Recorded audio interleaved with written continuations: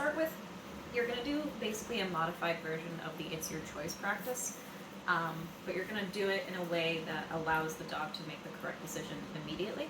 So instead of waiting for the dog to disengage from the hand, I'm actually just going to feed rapidly from the hand to start with, and then basically slow down the feeding so that they realize essentially that they don't have to try to get the food. The food is going to come to them. And this is how we're going to start being able to hold out a hand without them going for it, because they essentially start to realize that the food is not coming from that source, right? And then we can start adding in a cue once they realize that the behavior that we're looking for, or the behavior that we're essentially shaping in this case, is leaving the hand alone, right? And then we can start to modify that to different locations, right? So I'll show you what I mean. So let's say Havoc doesn't know to leave a cue. Hi, sweet stuff. So what I would actually do is I would hold out this hand, yes, and I would actually just start feeding from it, yes. Even if he does look at it, we're still gonna feed, yes. Good boy, yes.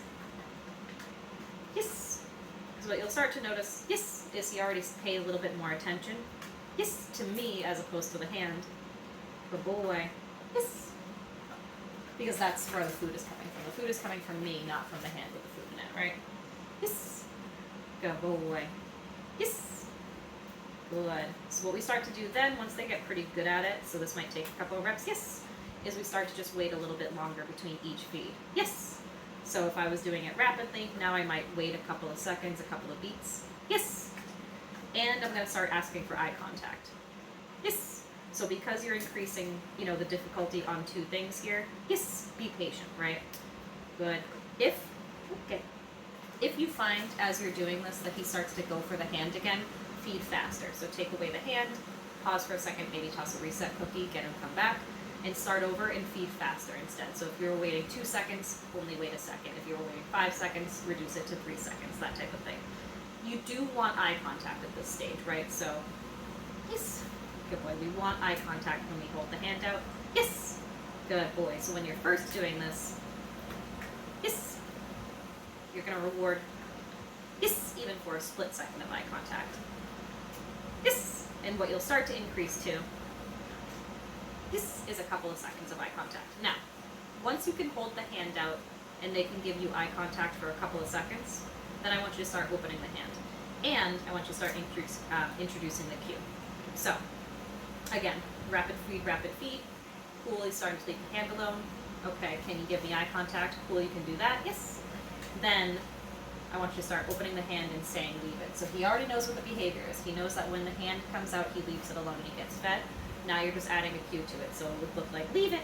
Yes. Good. Because I'm increasing the difficulty again, right? So I'm opening the hand and I'm adding the cue. I'm going to decrease something else, right? So if I was doing, if he was able to leave it alone for 5 seconds with the hand closed, I might only do 3 seconds with the hand open, right? So I'll say leave it. Yes. And I'll reward pretty immediately as long as he does leave it alone. Yes. Again, remember, if it's too difficult for him, just go backwards a step and take a little bit longer, right? Yes. Leave it. Yes. At this stage, I want you to say leave it before you present the hand because we're telling him what to do, right? Leave it. Yes. So this is a brand new cue to them, right? Leave it. Yes. So we want to give them as much direction as possible. Now, once that gets pretty easy for him, right? So it's pretty easy for both of my guys if I say leave it. Yes. Good girl. They understand to leave it alone. Leave it.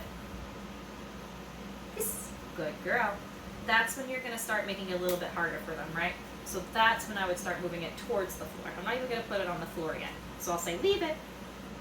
Yes. And you can already see how that's a little bit more difficult, right? Leave it. Yes. Because it's further away from them. They want to look at it. Leave it.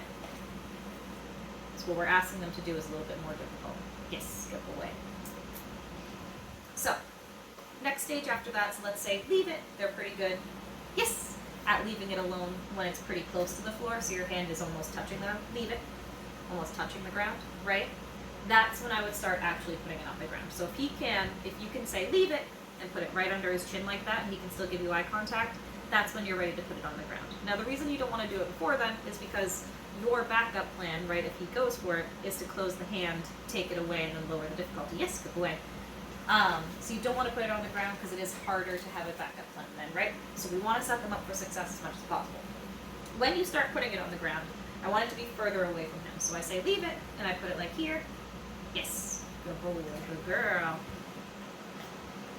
And then I'm gonna pick it up off the ground after I feed them immediately. So I don't want the temptation to stay there.